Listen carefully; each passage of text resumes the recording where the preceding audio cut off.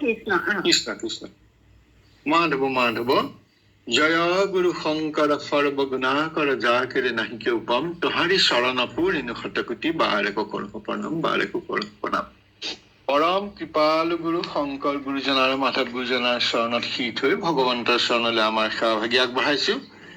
আজি অনুষ্ঠানৰ আমাৰ অতিকৈ আদৰ শ্ৰদ্ধাৰ এই অনুষ্ঠানৰ জন্মদাতা পূজ্যপাদ পুণ্যশ্লোক দেউতাৰ চৰণলৈ পুৱাৰ ভক্তি ভৰা সেৱাভাগী আগবঢ়ালো।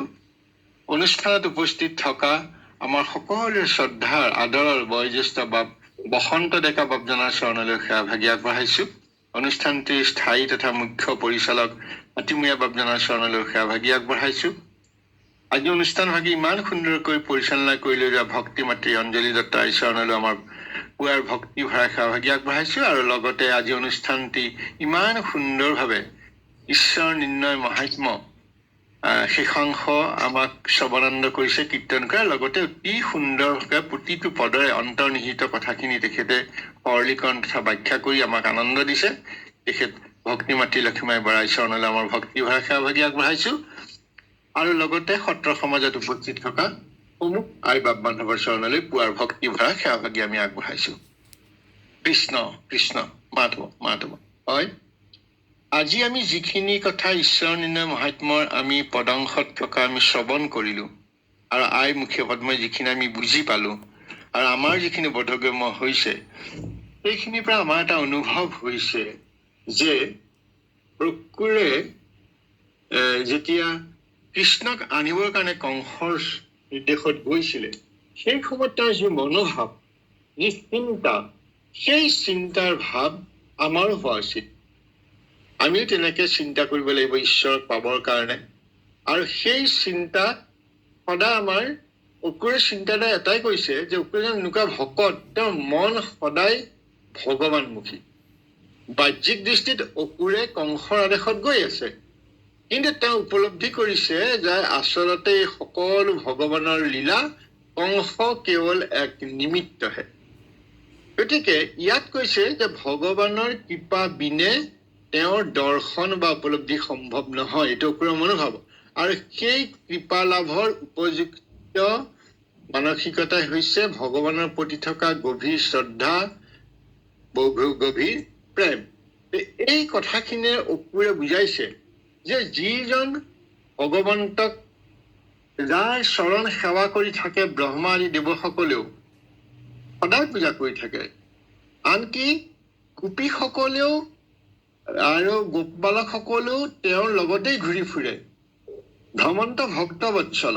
গতিকে সেইসকলে যিমান কৰিছে, সেইসকলৰ যি ভকতি, সেই ভকতি যেন তেওঁক বিচাৰিছে আৰু তেওঁ সেইকাৰণে অতি আনন্দৰে কৈছে। ইয়াত গুৰুজনে বৰ সুন্দৰকৈ কৈছে, গোপীৰ কোচৰ কুংকুমে মিশ্ৰিত কৃষ্ণৰ পদ কমল, পতিত পাৱন কৃষ্ণৰ চৰণৰ জাত তীৰ্থ প্ৰভৱয়। অৰ্থাৎ গোপীৰ কোচ মানে স্তন। গতিকে আমি গোপীৰ কোচ বা স্তনৰ যোগেদি বুজাও যে সেয়া মাতৃসুলভ স্নেহ, য'ত দুগ্ধপান কৰাই, সন্তানৰ প্ৰতি থকা প্ৰেম আৰু হৃদয়ৰ গভীৰতম সেয়া প্ৰতীকহে। ই কোনো কাম ভাৱৰ বৰ্ণনা নহয়, বৰং সেয়া হৈছে শুদ্ধ, নিৰ্মল, স্বাৰ্থহীন আৰু পৰম ভক্তি, যাক আমি পৰাভক্তি বুলি কওঁ, পৰাভক্তিৰ প্ৰতীক স্বৰূপ। অন্য হাতেদি কুংকুমে মিশ্ৰিত কৃষ্ণৰ পদকমল।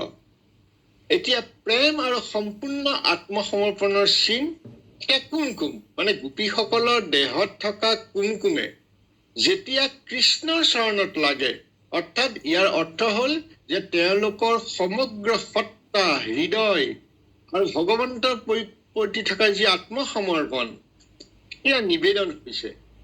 আৰু তাৰপিছত কৈছে কৃষ্ণৰ পদ কমল, অৰ্থাৎ আমি কি কৰিলো যে অকল কৃষ্ণকে ভাবিলে, যিটো গীতাত কৈছে সৰ্বধৰ্মানং পৰিত্যজ্য মামেক শৰণম ব্ৰজ, অৰ্থাৎ সকলো ত্যাগ কৰি কেৱল মোতেই শৰণ লোৱা।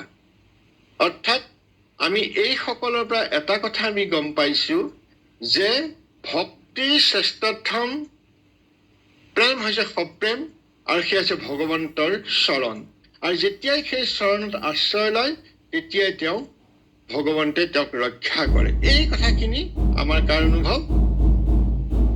অকুৰ অনুভৱৰ যোগেদি আমাৰ অনুভৱ হৈছে। আকৌ কৈছে পতিত পাৱন কৃষ্ণৰ চৰণ, পতিত পাৱন কৃষ্ণৰ চৰণ জাত তীৰ্থ প্ৰভাৱয়।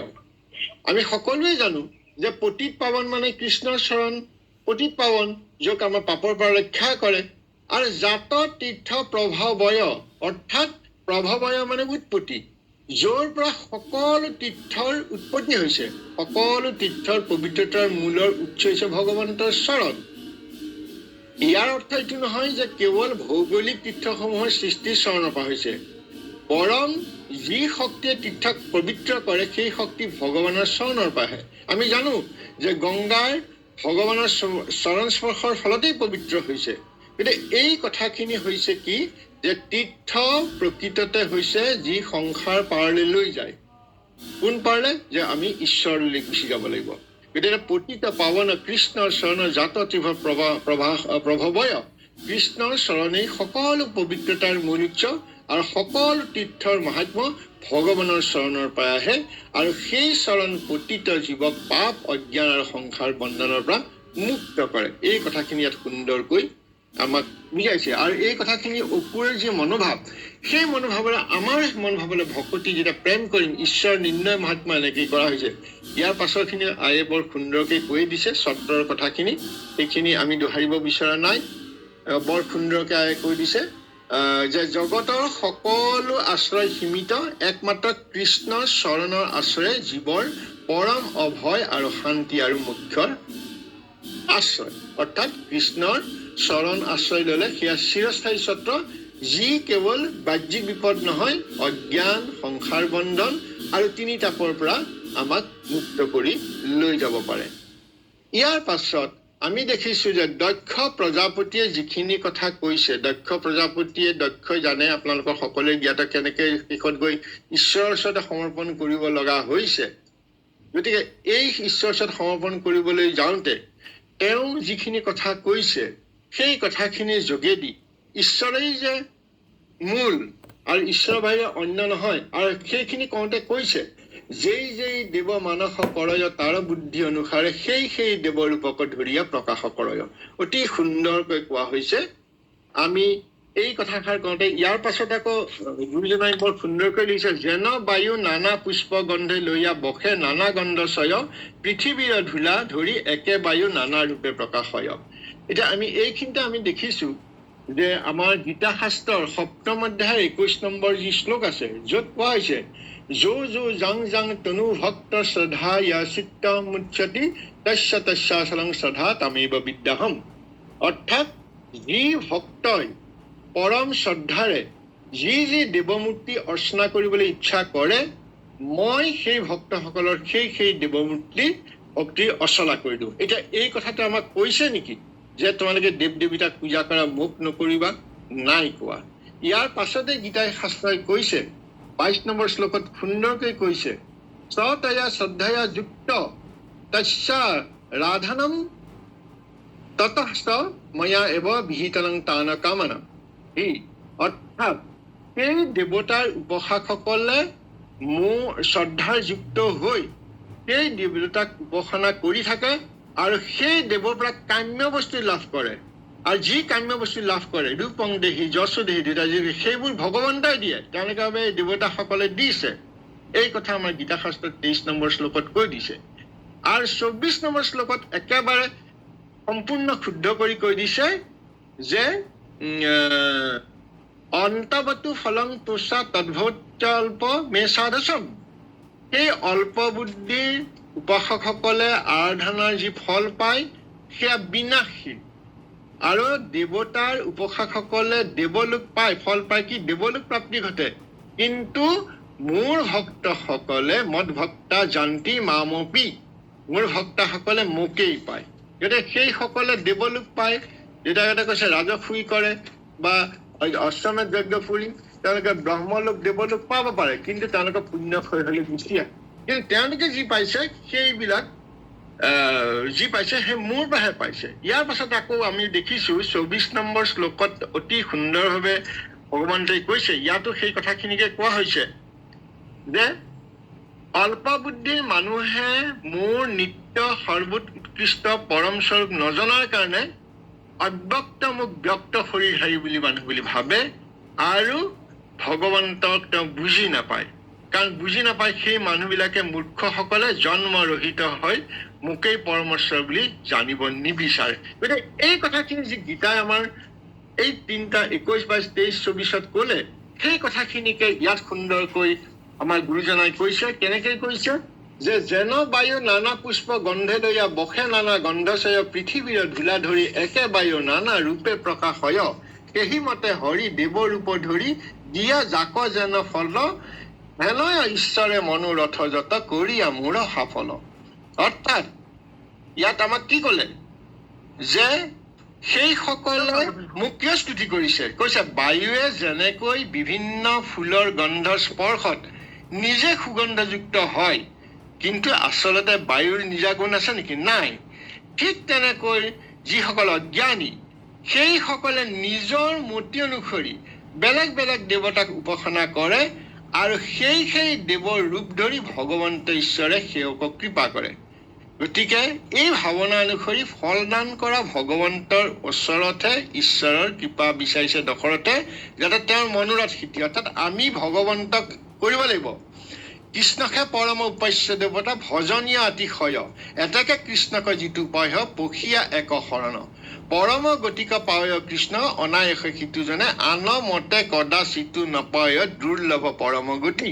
গতিকে আন মতে মানে সেই দেৱ দেৱতাসকলক পূজা কৰি তেওঁলোকে যি ফল পাইছে, সেই ফল কাম্য বস্তু পাইছে তেওঁলোকে পাব, কিন্তু পৰম পদ প্ৰাপ্তি হ'ব নোৱাৰে। আৰু সেই ফলো কিন্তু ভগৱানে দিয়ে। ভগৱানে সেই দেৱতাসকলৰ যোগেদি দিয়াইছে, বা কিন্তু এইটো নুবুজায় যে সেই দেৱতাসকলক তোমালোক পূজা কৰি তোমালোকে ইন্দ্ৰিয় বাসনত তৃপ্ত হৈ থাকা, সেইটো নহয়। এই কথাখিনি ইয়াতেই কোৱা যেন আমাৰ অনুভৱ হৈছে। কাৰণ কৃষ্ণ বিনা শ্ৰেষ্ঠ দেৱ নাহি জানা ইটো সাৰ তত্ত্ব বুলি সিদ্ধান্ত দিলে, আৰু সমস্ত শাস্ত্ৰৰ পৰম সন্মত কৃষ্ণকে পৰম দেৱ জানিয়া যতনে কৃষ্ণৰ চৰণে সদায় কৰো সেৱ। এই কথাখিনি দক্ষই শেষত ক'লে যে তেওঁ যি ব্যৱস্থা কৰিছিলে, তেওঁ নিজৰ যি অহংকাৰ আছিলে, যি অহংকাৰ তেওঁ দৰ্পচনে কৃষ্ণত শৰণ ল'লে, আৰু তেওঁ নিজেই প্ৰশ্ন কৰিছে যে কিয় কৰে আৰু কৰি তেওঁলোকে কি পায় আৰু মই কিয় কৰিব লাগে। ইয়াৰ যোগেদি আমাক বুজাইছে যে আমি কেনেকৈ কৰিব লাগে। আৰু শেষত 205 নম্বৰ পদত সুন্দৰকৈ সেই সেৱা দিয়া হৈছে। নম নম কৃষ্ণ হয়ুক প্ৰসন্ন মই অধমক প্ৰতি, যেন মোৰ মনে তোমাৰ চৰণে কৰে সৰ্বকালৰ ৰতি। ইমান সুন্দৰকৈ এই প্ৰাৰ্থনা ভাগৰ যোগেদি আমাকো সেই তত্ত্বখিনি বুজাবৰ কাৰণে বুজাইছে। গতিকে মোৰ এইখিনি অনুভৱ হৈছে। হয়, আমাৰ অনুভৱত অলপ কিবা যথাৰ্থতা বা কিবা অলপ ত্ৰুটি আছে, নথকা নহয়। আমাৰ ভবা মতেহে ইয়াত অৱগত কৰিছোঁ। হ'ব পৰা ভুল ত্ৰুটি কৰা অপৰাধখিনি মাৰ্জনা বিচাৰি আমি সমস্ত চৰণৰ সেৱা ভাগি আগবাঢ়ো। দেউতা আপোনাৰ চৰণলৈও সেৱা ভাগি আগবাঢ়ো। মাধৱ মাধৱ কৃষ্ণ কৃষ্ণ, জয় গুৰু শংকৰ। কৃষ্ণ কৃষ্ণ কৃষ্ণ। আমাৰ সকলোৰে আদৰৰ সৈতে প্ৰভুজনাৰ চৰণৰ সেৱা ভাগি ধৰিলো। হৰি গুণ ভকতৰ কৰ্ণৰ ভূষণ, যিটো সদা বোলে ৰাম সিহি মহাজন সিহি মহাজন। প্ৰভু ভগৱন্তই আপোনাক সুস্বাস্থ্য ৰাখক, এই আমি ভগৱানৰ চৰণত প্ৰাৰ্থনা কৰিছো। কৃষ্ণ হৰি অ ৰাম কৃষ্ণ কৃষ্ণ কৃষ্ণ কৃষ্ণ। সেৱা ধৰিছো কৃষ্ণ।